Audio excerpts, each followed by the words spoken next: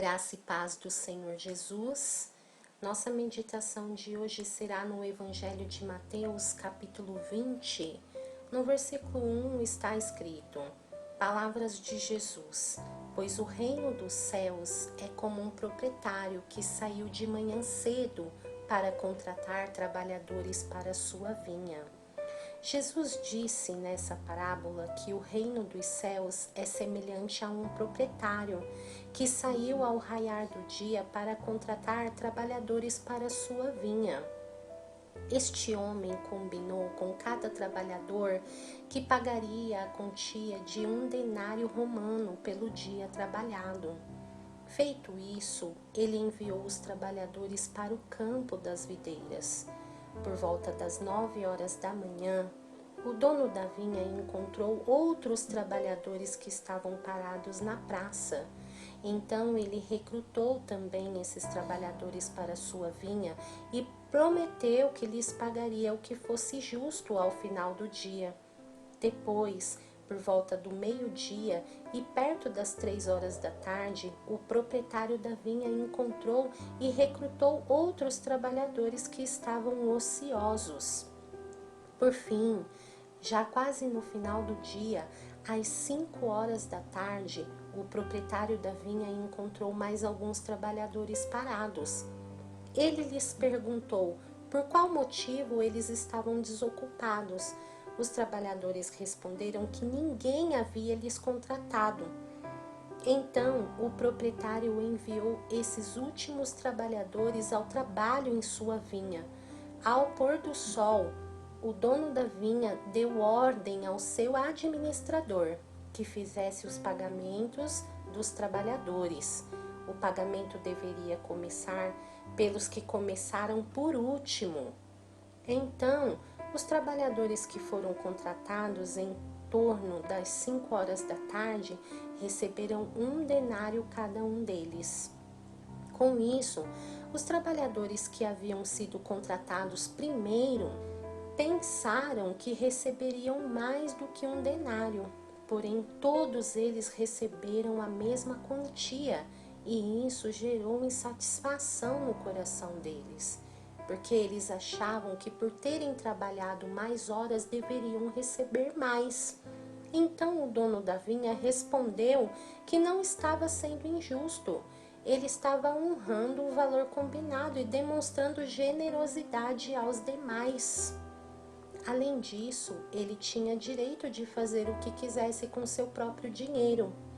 É importante mencionar aqui, meus irmãos, que no capítulo anterior, capítulo 19 de Mateus, falamos de uma história de um jovem rico que chega a Jesus e pergunta para ele: Bom mestre, o que farei para herdar a vida eterna? E após ele ouvir a resposta de Jesus, o jovem acaba voltando pelo seu caminho e não acatando o conselho do mestre. Pedro, quando viu que aquele jovem não foi capaz de abandonar tudo o que tinha, pergunta a Jesus o que eles, que tinham deixado tudo o que possuíam, receberiam no final das contas. Aquela pergunta provavelmente tinha uma intenção materialista. Então Jesus, respondendo, deixou claro que a recompensa não pode ser medida por nada material.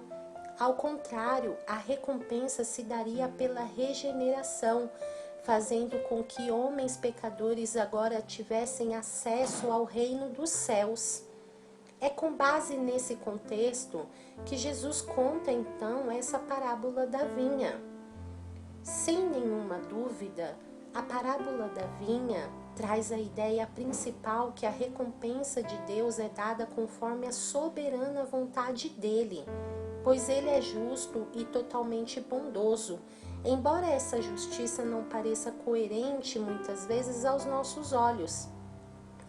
Na nossa mera interpretação humana, realmente pode parecer ter sido injusto o fato de o fazendeiro prover o mesmo pagamento para todos os trabalhadores da sua vinha. O interessante é que a bondade do proprietário pareceu ser injusta e má aos olhos dos outros trabalhadores. Por isso o proprietário da vinha disse: Amigo, não estou sendo injusto contigo. não combinamos que te pagaria 1 denário pelo dia trabalhado? Sendo assim, toma o que é teu e vai-te. Pois é meu desejo dar a este último tanto quanto dei a ti. Porventura não me é permitido fazer o que eu quero do que é meu? Ou manifesta a tua inveja porque eu sou generoso? Irmãos, a salvação é pela graça, determinada segundo a soberana, justa e perfeita vontade de Deus. Não é por mérito e nem recompensa, mas por favor imerecido, como diz Efésios 2, versículos 8 e 9. Também entendemos nessa parábola que, embora o evangelho tenha sido pregado primeiro aos judeus, posteriormente também foi anunciado a nós, os gentios.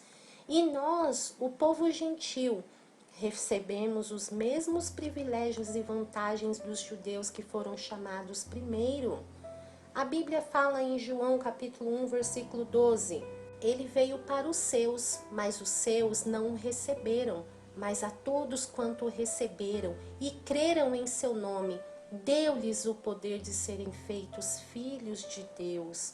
Certamente podemos extrair dessa parábola muitas lições para as nossas vidas, pois vivíamos sem propósito, nós estávamos ociosos, sem proveito algum. A Bíblia diz que estávamos mortos em delitos e pecados e éramos escravos do mal. Mas Deus nos chamou, Ele veio ao nosso encontro e nos convocou para um trabalho em sua obra.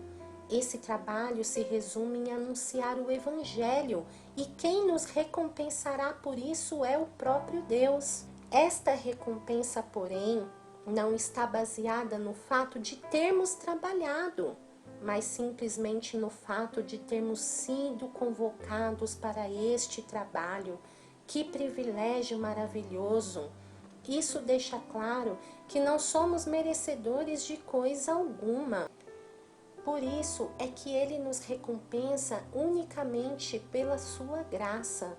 Logo, todo o mérito é dele. Ele é o proprietário. Ele foi ao nosso encontro. Ele nos chamou. Alguns Ele chamou pela manhã, outros no meio-dia, outros um pouco mais à tarde e ainda outros quase ao final do dia, pois a bondade do Senhor não pode ser medida pelas expectativas humanas. A Bíblia diz que após proferir essas palavras, uma mãe chegou para Jesus e lhe fez um pedido ousado. Declara-nos que no teu reino esses meus 2 filhos se assentarão, um à tua direita e um à tua esquerda, Senhor. Após esse pedido ganancioso da mãe de Tiago e João, o Senhor Jesus começa a falar sobre a verdadeira grandeza. No reino de Deus é considerado grande a pessoa que serve. Jesus ensina que os critérios de grandeza no reino de Deus são diferentes da terra. Prestar serviço é muito mais importante do que receber serviço. Ao saírem dali de Jericó, uma grande multidão seguiu a Jesus. 2 cegos estavam sentados à beira do caminho e quando ouviram falar que Jesus estava passando por ali, eles reconheceram que Jesus era o Messias e declarou: Senhor, filho de Davi, tenha misericórdia de nós.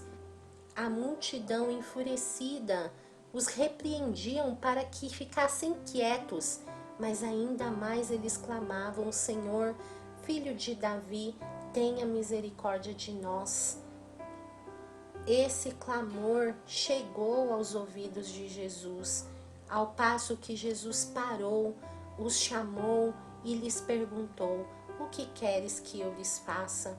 Senhor, queremos que abra os nossos olhos. Jesus teve tamanha compaixão que tocou neles e os olhos deles foram abertos e imediatamente eles recuperaram a visão e o seguiram. Senhor, abra os nossos olhos para que nós possamos ver as suas maravilhas. Que os nossos olhos possam ser abertos pela graça e misericórdia do nosso Deus. que nós possamos olhar e contemplar as belezas das tuas maravilhas e esperar do Senhor a nossa recompensa, porque Ele tem chamado a cada um para trabalhar na tua obra. Que privilégio maravilhoso de poder fazer parte da obra do Senhor.